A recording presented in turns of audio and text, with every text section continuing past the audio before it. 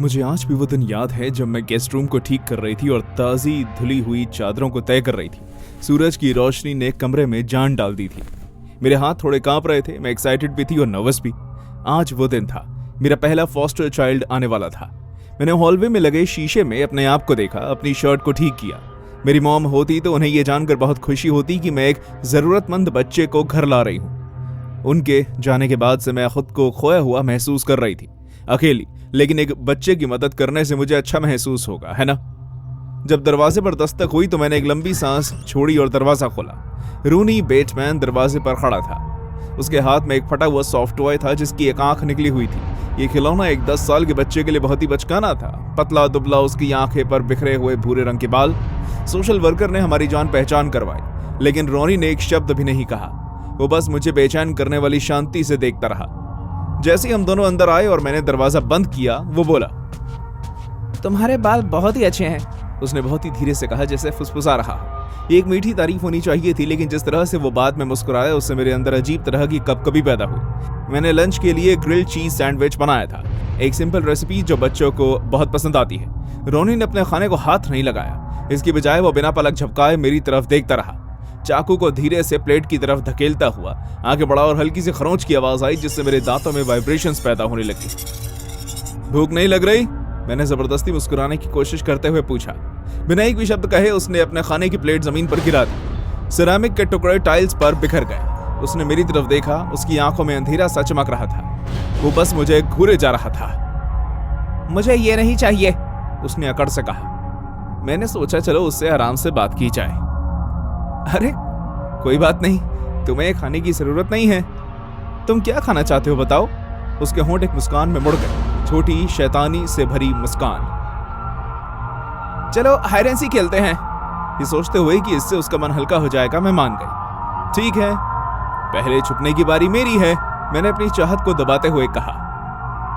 मैं दबे हुए पांवों के साथ आगे बढ़ी और हॉलवे की एक अलमारी में जाकर छुप गई और मेरी इस बचकानी हरकत के बारे में सोचते हुए हंसने लगी। कुछ देर तक तो मुझे सब कुछ नॉर्मल लग रहा था, लेकिन जैसे ही मैंने अपना कान अलमारी के दरवाजे पर लगाया, मैंने कुछ सुना जिससे मेरे रोंगटे खड़े हो गए। हल्के सोचे समझे कदम, लेकिन वो कुछ और था। दीवार पर घसीटा जा रहा ब्लेड की हल्की हल्की धातु की खरोच। कैरोलाइन, उसकी आवाज पूरे घर में गूंज रही थी। मैं तुम्हें ढूंढ लूंगा। मैंने अपनी सांस रोक ली, खुद को यह बनाने के लिए तैयार किया कि यह सब मेरी कल्पना है। लेकिन जब मैंने दरवाजे की थोड़ी सी जगह से झांक कर देखा तो मेरे पेट में बर्फ बन गई। रोनी एक बड़ा रसोई का चाकू लेकर आ रहा था। उसके छोटे हाथों ने हैंडल को कसकर पकड़ा हुआ था, जिससे उसके हाथ सफेद पड़ गए थे। बाहर आओ कैरोलिन, तुम जहां भी हो। उसने चाकू की नोक को हॉलवे की दीवार पर घसीटते हुए धीरे से कहा। इससे दीवार पर खरोंच भी आ गई। मैंने धीरे से अलमारी का दरवाजा खोला। मैं नंगे पांव बाहर निकली और ये ध्यान दिया कि कोई आवाज ना हो। जब मैं हॉलवे से होते हुए पीछे के दरवाजे की तरफ बढ़ी तो मेरा दिल जोर जोर से धड़कने लगा। अचानक एक छोटे से हाथ ने पीछे से मेरी कलाई पकड़ ली। जब मैं मुड़ी तो रोनी का चेहरा मेरे चेहरे से बस कुछ इंच की दूरी पर था। उसकी मुस्कान काफी बड़ी थी और उसके दांत किसी जानवर के गुर्राने जैसे लग रहे थे। पकड़ लिया, वो हंसा और उसने मुझ पर वार कर दिया। ब्लेड मेरे पेट से बस कुछ इंच की दूरी पर गुजरा, लेकिन उसने मेरी शर्ट को चीरकर मेरी स्किन पर एक गहरा घाव छोड़ दिया। मैं दर्द से खड़ा उठी और किचन की तरफ भागी। मेरे पैर फर्श पर फिसल रहे थे। मैं अपने बचाव के लिए ड्रॉअर में कुछ ढूंढ रही थी, कुछ भी जिससे मैं यूज कर पाऊं, लेकिन रोनी बहुत तेज था। वो पलक झपकते ही एक कोने से मेरी तरफ आया और बहुत ही ज्यादा फोर्स से मुझे टक्कर मारकर काउंटर पर गिरा दिया। उसने चाकू मेरे कंधे में घुसा दिया, जिससे मैं चिल्ला पड़ी। मुझे बहुत दर्द होने लगा था। तुम इतनी तेज नहीं हो, उसने मुझसे कहा। उसकी आंखों में पागलपन दिखाई दे रहा था। मैं पीछे की तरफ लड़खड़ा गई, अपने खून से बहते कंधे को पकड़ लिया। मेरे हाथ काउंटर पर रखे फ्रूट के टोकरी पर गए। मैंने उसे घुमाते हुए उसकी तरफ फेंका। वो उसके हाथ से जा टकराया और उसके हाथ से चाकू गिर गया, लेकिन दर्द से चिल्लाने की बजाय वो हंसने लगा। तुम मजेदार हो, उसने फुसफुसाते हुए कहा। उसके हाथ से खून बह रहा था। फिर से खेलना है?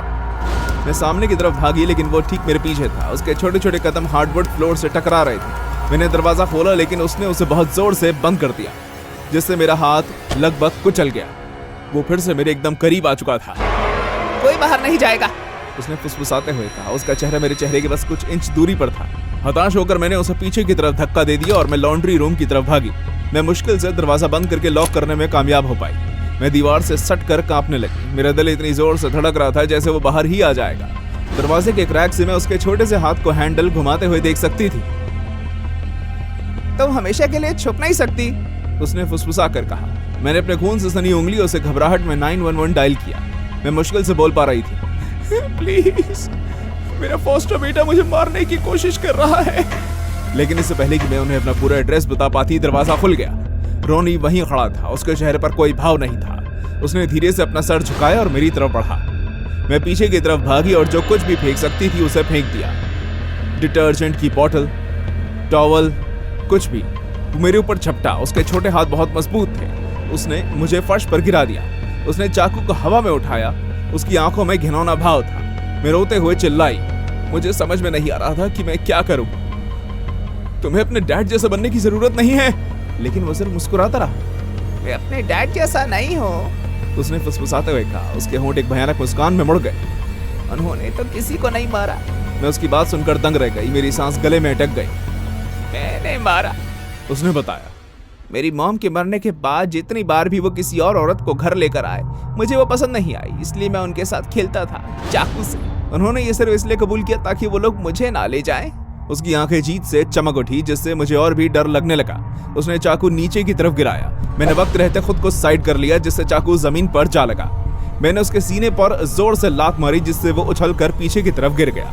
उसका सर दीवार से टकराया, लेकिन वो अपने पैरों पर खड़ा हो गया और हंसने लगा। मुझे समझ में नहीं आ रहा था कि उसे कुछ महसूस क्यों नहीं हो रहा। तुम इसमें बहुत ही अच्छी हो, उसने ताना मारा। मेरे कंधे से खून बह रहा था और थकावट से मेरा शरीर कांप रहा था। लेकिन मैंने किसी तरह एक टूटे हुए लैंप बेस को पकड़ा और घुमाकर उसे मारा। वो उसके सर से जा टकराया, जिससे वो फर्श पर जा गिरा। मैं लड़खड़ाते हुए अपने पैरों पर खड़ी हुई। मेरी आंखें धुंधली हो गई थी और मैंने लात मारकर चाकू से दूर कर दिया। जब मैं सामने के दरवाजे की तरफ भागी, तब तक पुलिस भी आ गई। ऑफिसर्स ने रोनी को हथकड़ी लगाई। उसने भी कोई बगावत नहीं करी।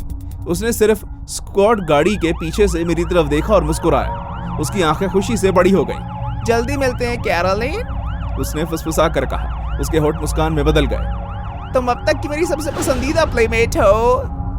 पैरामेडिक्स ने मेरे खून से भरे हुए कंधे को सबसे पहले ठीक करा, लेकिन मुझे दर्द का बिल्कुल भी कोई एहसास नहीं हुआ।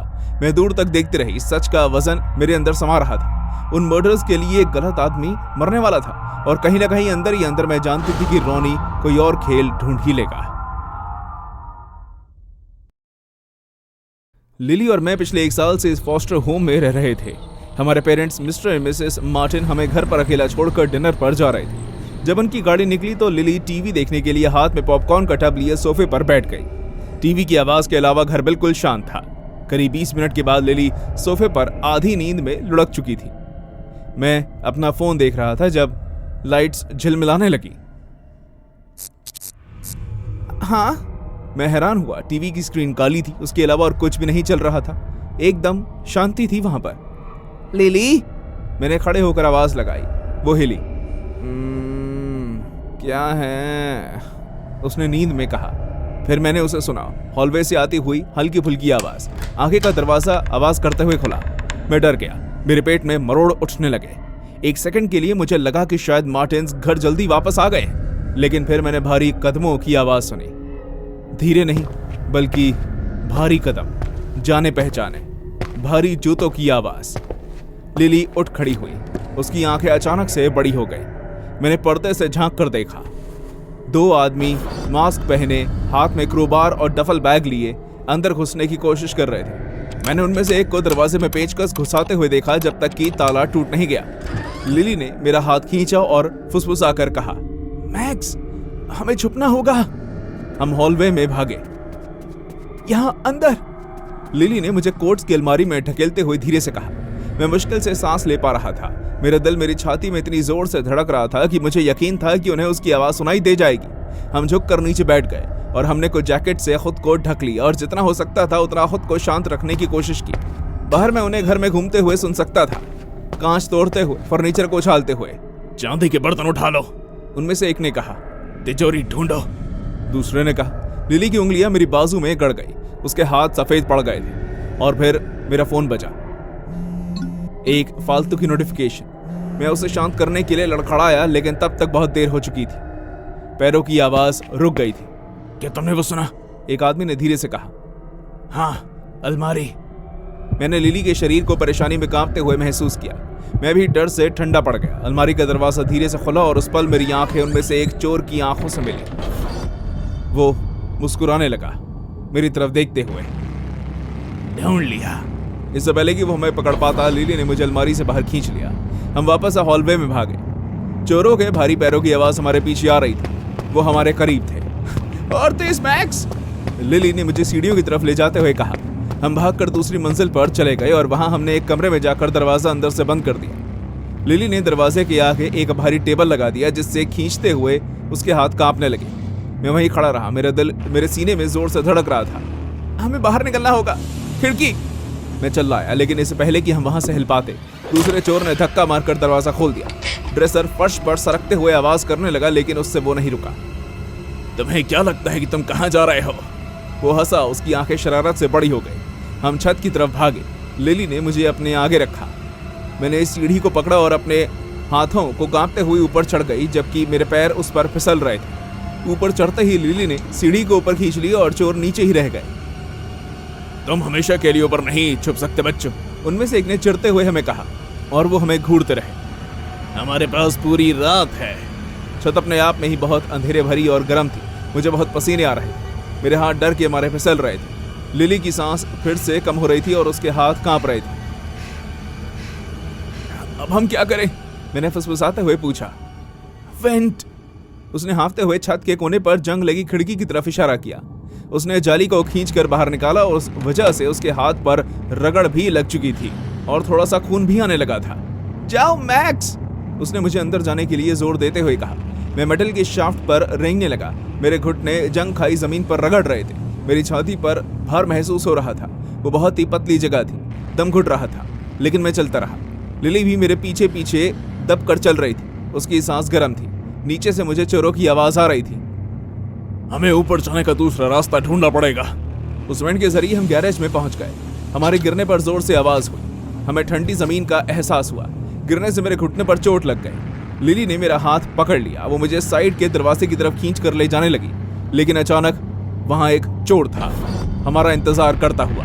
काफी तेज बच्चे हो, उसने गुर्राते हुए कहा। उसकी आंखें शरारत से चमक उठी। वो लिली पर झपटा और उसकी कलाई पकड़ ली। बिना हिचकिचाए मैंने वर्क बेंच से एक पेंचकस उठाया और उस आदमी की टांग में घुसाड़ दिया। वो दर्द से कराहते हुए लड़खड़ाकर पीछे हट गया। भागो, लिली ने चिल्लाकर कहा। हम गैरेज के दरवाजे की तरफ भागे, लेकिन तब तक उसका साथी सामने से आ गया और उसने हमारा रास्ता रोक दिया।